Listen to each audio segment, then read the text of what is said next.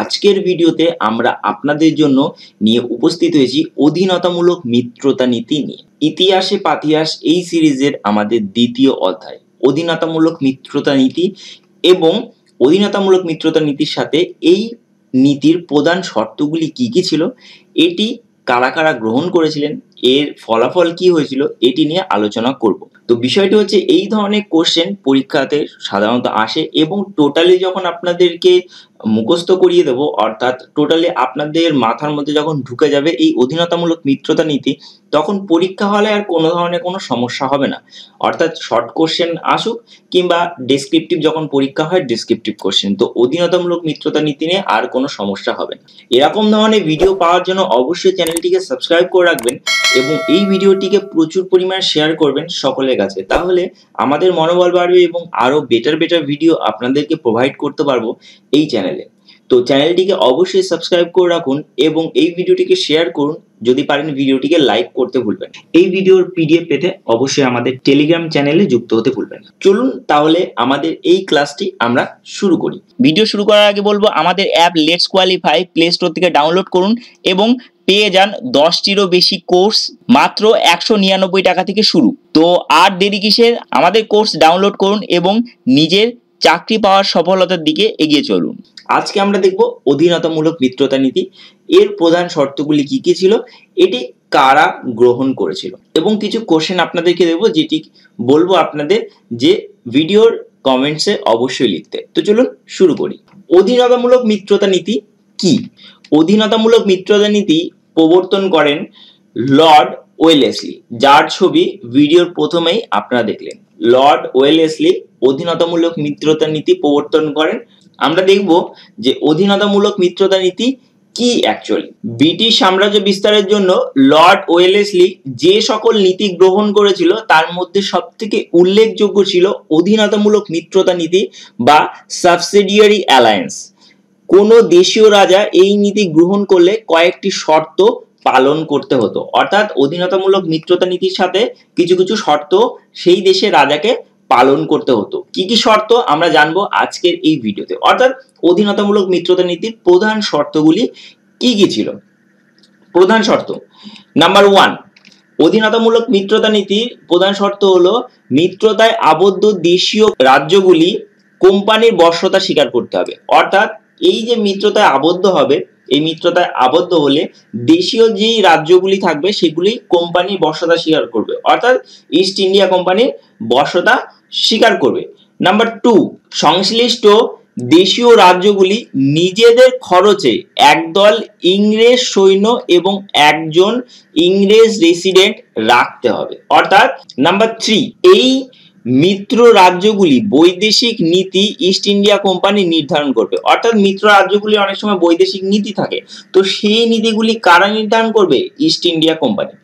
Number 4, এই যে চুক্তিবদ্ধ রাজ্য ব্রিটিশ ছাড়া অন্য কোনো ইউরোপীয়কে তাড়িয়ে দিতে হবে। অর্থাৎ চুক্তিবদ্ধ রাজ্যে অন্য যদি ব্রিটিশ থাকে, যেমন তখন পর্তুগালরা থাকতো, তারপরে ফরাসিরা থাকতো, আসলে ব্রিটিশদের তখন মনে ভয় ধরে গেছিল যে ভারতে যদি ফরাসিরা অধিগ্রহণ করে নেয় তাহলে তাদের কি হবে। তার জন্য সেই চুক্তিবদ্ধ রাজ্যে কি হবে, অন্য কোনো ইউরোপীয়কে রাখা যাবে না, তাদেরকে তাড়িয়ে দিতে হবে।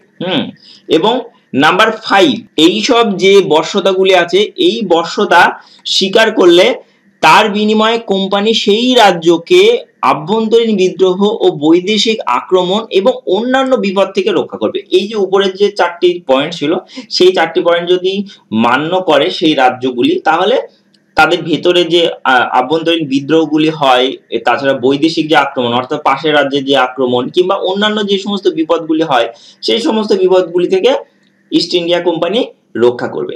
তো এগুলি ছিল অধীনতামূলক মিত্রতা নীতি কি এবং তার শর্ত। অর্থাৎ শর্তগুলি নিয়েই আমরা জানতে পারলাম অধীনতামূলক মিত্রতা নীতি কি।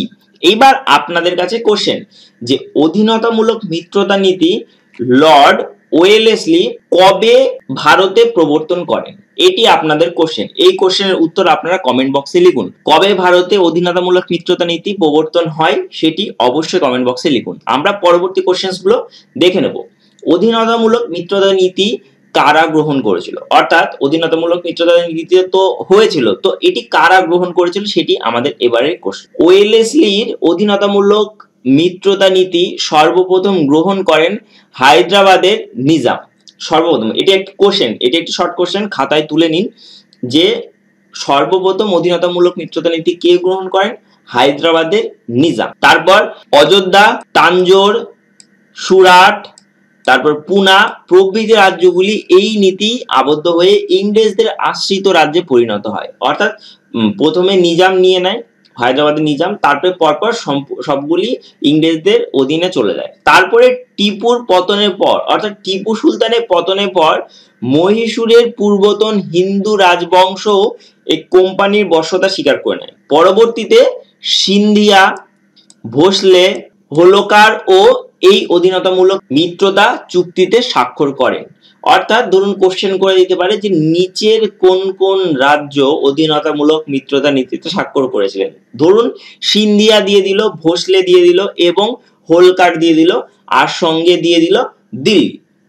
তো এটা ধরুন কোশ্চেন করলো যে কে বশ্যতা স্বীকার করেনি, তখন আপনাকে ঠিক করতে হবে দিল্লি, অর্থাৎ বাকিরা বশ্যতা স্বীকার করেছিল। এটা আমরা দেখে নিলাম। চলুন আমাদের পরবর্তী অংশ, সেটি হচ্ছে এই প্রসঙ্গে বলা যায় অধীনতামূলক চুক্তিতে স্বাক্ষর করে দেশীয় রাজারা চিরদিনের মতো নিজেদের স্বাধীনতা বিসর্জন দেন। অর্থাৎ তারা ভেবেছিলেন যে অধীনতামূলক মিত্রতা নীতিতে খুব সুবিধাই হবে, কিন্তু এটা স্বাক্ষর করার পর চিরদিনের জন্য, সারা জীবনের জন্য ইংরেজরা, মানে যতদিন পর্যন্ত ইংরেজরা দেশ থেকে যায়নি ততদিন পর্যন্ত ইংরেজরা এদের কিন্তু অধিগ্রহণ করে রেখেছিল। ঠিক আছে, বোঝাতে পারলাম? আশা করি বোঝাতে পেরেছি। যদি বোঝাতে পারি তাহলে অবশ্যই ভিডিওটিকে একটি লাইক করুন। চলুন অধীনতামূলক মিত্রতা নীতির ফলাফল কি হয়েছিল সেটি আমরা দেখব। ব্রিটিশদের বিরাট সেনাবাহিনী পরিচালনা খরচ কমে যায়। অর্থাৎ প্রথম শর্ততে লেখা ছিল যে একটা ব্রিটিশ সেনা তাদেরকে দেখাশোনা করতে হবে, একজন ব্রিটিশ রেজিডেন্টকে তারা দেখাশোনা করে রাখবে। ঠিক আছে, এটা হচ্ছে সেই রাজ্যের প্রথম শর্ত ছিল। তো তার জন্য ব্রিটিশরা, অর্থাৎ বিদেশ থেকে তারা সরঞ্জাম নিয়ে আসছিল, তাদের পয়সা কড়ি লাগছিল, তো সেনাবাহিনী পরিচালনা খরচ তাদের কমে যায়। নাম্বার 2, দেশীয় রাজ্যগুলি ঐক্যে ফাটল ধরে। অর্থাৎ কোন কোন রাজ্য অধীনতামূলক মিত্রতা নীতি গ্রহণ করে, কোন কোন রাজ্য গ্রহণ করে না। এতে কি হয়? নিজেদের মধ্যে একটা ঐক্যের মধ্যে ফাটল ধরে। নাম্বার 3, প্রকৃতপক্ষে ব্রিটিশ শক্তি ভারতের প্রধানতম সার্বভৌম শক্তিতে পরিণত হয়। অর্থাৎ এরপরে অধীনতামূলক মিত্রতা নীতিতে আমাদের একটা ছিল পয়েন্ট যেখানে বলা হয়েছে যে ইউরোপীয় অন্য কোনো ইউরোপীয়দের সেই রাজ্যে রাখা যাবে না।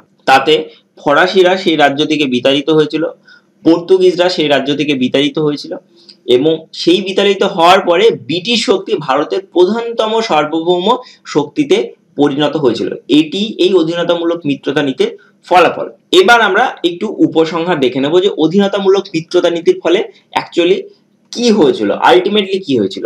আপাত দৃষ্টিতে ওয়েলেসলির সাম্রাজ্যবাদী নীতি সফল মনে হলেও ওয়েলেসলির অগ্রাসী কার্যকলাপ কোম্পানির কর্তৃপক্ষের মনোপ্রুত হয়নি। অর্থাৎ এই অধীনতামূলক মিত্রতা নীতি কোম্পানির কর্তৃপক্ষের মনোপ্রুত হয়নি।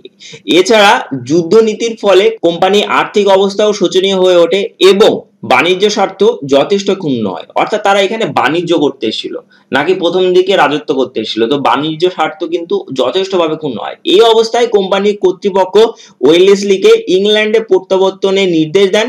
এইভাবে ওয়েলেসলি সফল সাম্রাজ্যবাদী হলেও বিফল মনোরথ হয়ে দেশে ফেরেন। অর্থাৎ এই অধীনতামূলক মিত্রতা নীতি বেশি পরিমাণ চাপিয়ে দেওয়া হচ্ছিল দেশীয় রাজাদের ওপর, তো তার জন্য কোম্পানি মনে করেন যে না, এখন ওয়েলেসলি আর দরকার নেই, তাকে দেশে ফিরিয়ে নাও। ঠিক আছে, তো এই তাদের সিদ্ধান্ত ছিল। এছাড়া বস্তুত সাম্রাজ্যবাদী শাসক ওয়েলেসলি চেয়েছিলেন যে ব্রিটিশ স্বার্থ ও ব্রিটিশ সাম্রাজ্যের পরিপূর্ণ বিকাশ। এই লক্ষ্যে পৌঁছাতে তিনি ভালো মন্দ কিছুরই ধার ধারেননি। প্রকৃতপক্ষে মেকিয়াভেলির ভাবাদর্শ অনুসরণ করে ওয়েলেসলি ভারতীয়দের শ্রদ্ধার পাত্র না হলেও একজন সাম্রাজ্যবাদী হিসেবে ভারতের ইতিহাসে স্মরণীয় হয়ে আছেন। অর্থাৎ তিনি একজন জাস্ট সাম্রাজ্যবাদী হিসেবে ভারতের ইতিহাসে স্মরণীয় হয়ে থাকবেন। তো এটি আমাদের অধীনতামূলক মিত্রতা নীতি আমরা শেষ করলাম। আশা করি আপনাদের এই যে ভিডিওটি, সেই ভিডিওটি আপনাদের ভালো লাগবে এবং এই ভিডিও থেকে আপনারা অনেক ধরনের ইনফরমেশন আপনারা পেয়েছেন। ভিডিওটি দেখলেন, এরকম ধরনের ভিডিও চ্যানেলে আসবে, যথেষ্ট ইমপ্রুভ করেছে চ্যানেল এবং আপনারা বুঝতেই পারবেন যে কতটা উপকারী হতে চলেছে আপনাদের জন্য এই ক্লাস। তো ধন্যবাদ, ভালো থাকবেন, সুস্থ থাকবেন, বাড়িতে থাকবেন, নিজের খেয়াল রাখবেন, পরিবারের খেয়াল রাখবেন। ধন্যবাদ। Thank you for watching this video once again and bye. আমাদের app let's qualify play store থেকে ডাউনলোড করুন এবং পেয়ে যান 10টিরও বেশি কোর্স মাত্র 199 টাকা থেকে শুরু। তো আর দেরি কিসের, আমাদের কোর্স ডাউনলোড করুন এবং নিজের চাকরি পাওয়ার সফলতার দিকে এগিয়ে চলুন।